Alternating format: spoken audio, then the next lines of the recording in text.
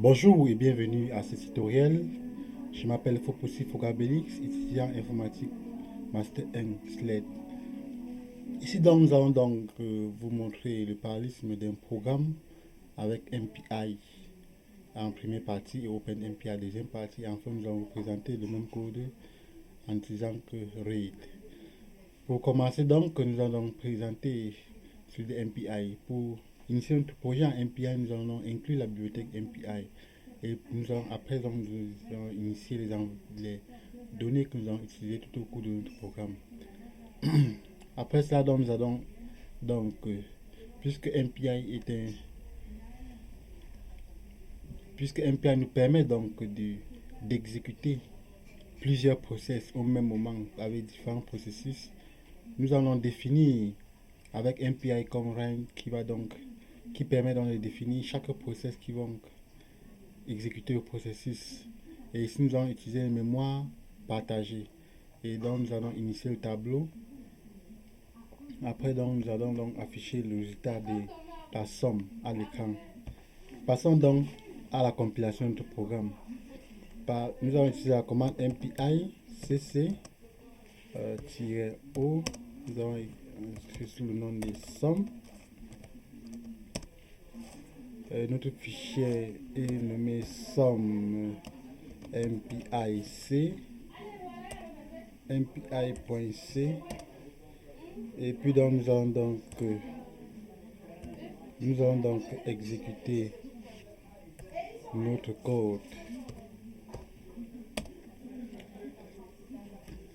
Nous allons donc process rank 0. Nous allons donc notre somme qui est de 28 avec un nœud de calcul.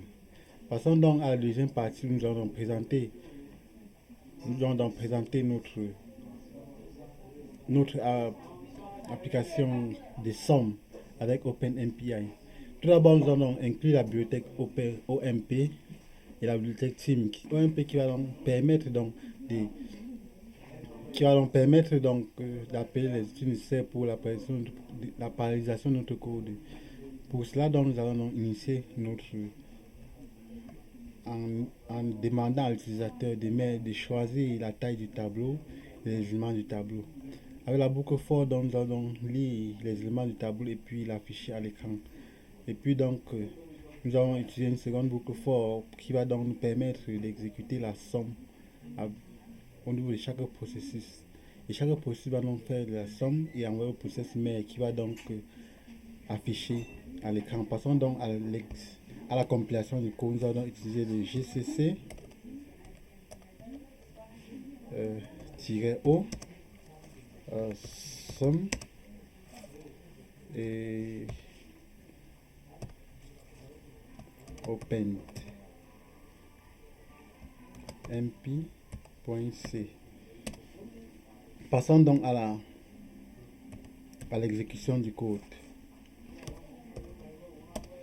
Donc, la taille du tableau, nous allons prendre des... Ok. Nous voyons donc que nous mettons 0,0011 secondes pour l'exécution avec un taux qui nous donne 6. Passons donc à notre troisième code. Ici, nous allons utiliser le framework Ray. Ray est un framework qui nous permet donc l'apparition du programme. Ici donc, pour commencer, nous allons donc importer bibliothèque Ray, NumPy et Time. Ici donc, pour initier notre projet, nous allons utiliser RAID init qui permet de créer des processus qui vont faire le calcul en parallèle. Nous allons donc ajouter la ligne de commande remote qui va indiquer à RAID la fonction qui sera exécutée en parallèle. Ici, la fonction exécutée en parallèle, c'est la fonction SUM. SUM va donc permettre à chaque process de récupérer un tableau et calculer et sommer les différents éléments du tableau.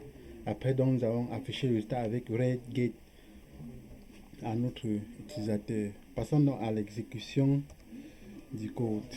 Nous avons donc Python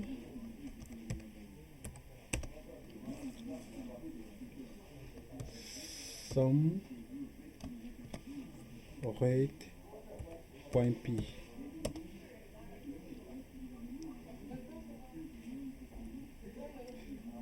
choisissons la taille du tableau.